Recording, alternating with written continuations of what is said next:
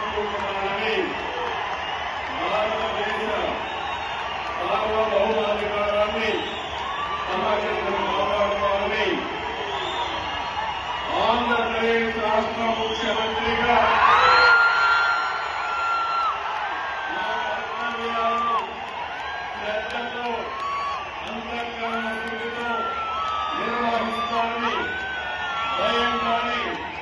పక్షపాతం కానీ రాగద్వేషాలు కానీ లేకుండా రాజ్యాంగాన్ని శాసనాలు అనుసరించి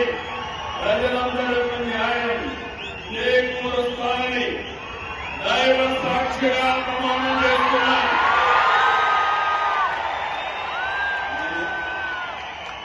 నారా చంద్రబాబు నాయుడు అనే నేను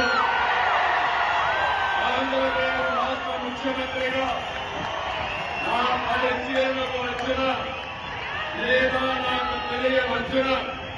ఏ విషయాన్ని